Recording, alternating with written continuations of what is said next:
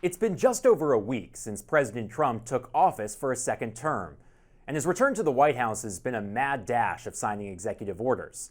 Plus, several members of Trump's cabinet have been confirmed by the Senate. That includes Secretary of Defense Pete Hegseth, Secretary of State Marco Rubio, and Secretary of Homeland Security Kristi Noem. Next on the docket, Health and Human Services Secretary hopeful Robert F. Kennedy Jr., who faced his trial by fire, going in front of senators in his first confirmation hearing on Wednesday. So, what do Americans think of Trump's first week? We're going on the record with Scott Tranter, Director of Data Science at Decision Desk HQ. Scott, thanks so much for joining us. Let's dive right in. Last week, we saw Trump's approval rating higher than his first term. But a new Reuters Ipsos poll shows that Americans have soured a little bit on Trump's performance so far. 45% approve of Trump's performance, down from the 47% just days prior. And similarly, 46% now disapprove. That's an increase from 39% before. Now, this is a near record low approval rating, the weakest for a U.S. president since World War II. Why the dip? Well, I obviously this is one of those things with polling. You look at the margins of errors on these types of things. A 2-point movement within the margin of error.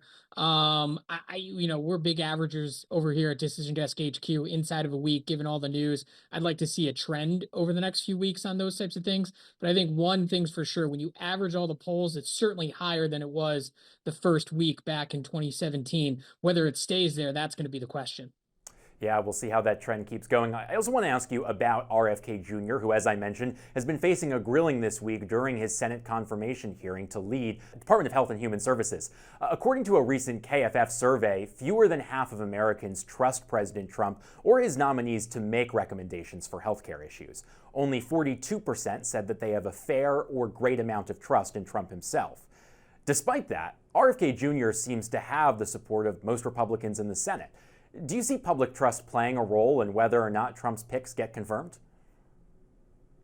Yeah, it's certainly going to be weighing in on some of these senators, but we just saw what happened during the Pete Hegseth nomination fight. It looked like it was pretty close right down until the end.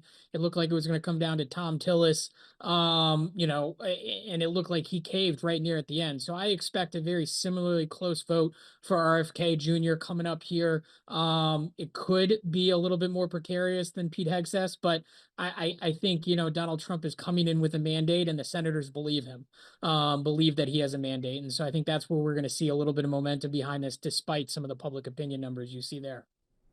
All right, I want to ask you about another poll too. This is a Gallup poll. This one found that Americans' economic confidence has slipped overall in recent months, with some ideological differences baked in. 57% of Americans said that economic conditions are getting worse, with Democrats viewing it more negatively and Republicans viewing it more positively. Scott, the president made lowering prices a key part of his campaign last year. If public opinion is on the decline, can you see that campaign promise coming back to haunt him? Absolutely. And it's not so much him. It's going to be the very thin majority the Republicans have in the House. They have a little bit more comfortable majority in the Senate. But that's why these first 100 days, the reconciliation bill, what he gets out of the gate is going to be so important, because that's going to set the tone. Because, believe it or not, we're going to be in campaign season for control of the U.S. House of Representatives here in just a few months. Trump here in his first 100 days has also been making headlines for staking his claim to Greenland. He's made his intention known pretty clear that he wants to make the country part of the United States. And according to a recent Varian poll, 85% of Greenland's residents do not want to join the U.S. Only 6% were in favor and another 9% were undecided. Based on what you've heard, how are Americans feeling about this push from Trump and his focus on acquiring Greenland? At least from a U.S. perspective, there's people who are, the Republican base likes it. The Democratic base, not so much. The independents in the middle are a little bit precarious.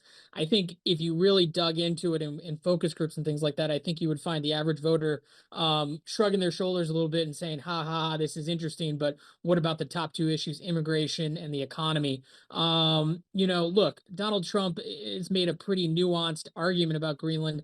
Make it a state, make it a protectorate or a territory. but it's got resources and national security strategic interests.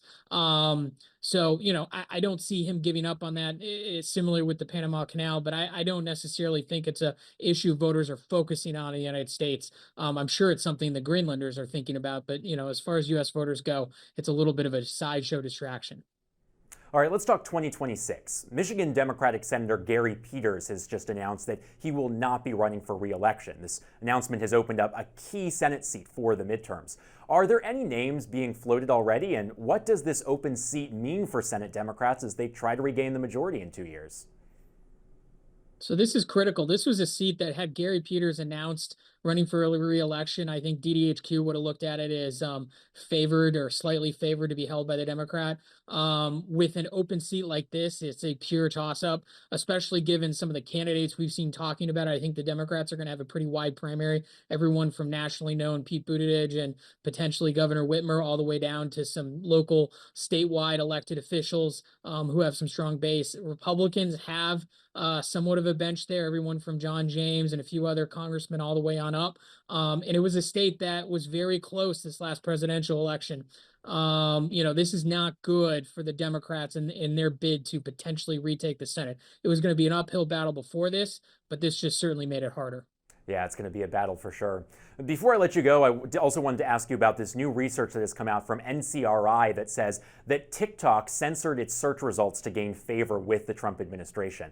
This report said that TikTok searches for 2020 stolen election content had no results, and select negative content was blocked on the app. Now, Trump has been crediting TikTok for helping him gain votes from young people.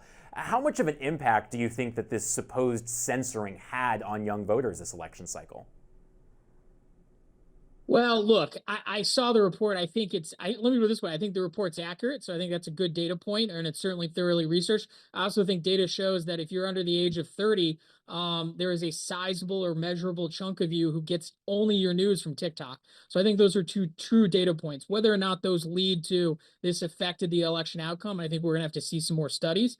But I think those are two data points. And I don't think anyone should be surprised that TikTok, owned by ByteDance, which is effectively, given how China structures its corporate ownership and things like that, controlled by the Chinese government, is doing things like that, especially for apps inside the United States. I don't think anyone should be surprised, and it should be publicly debated whether or not it affects our elections.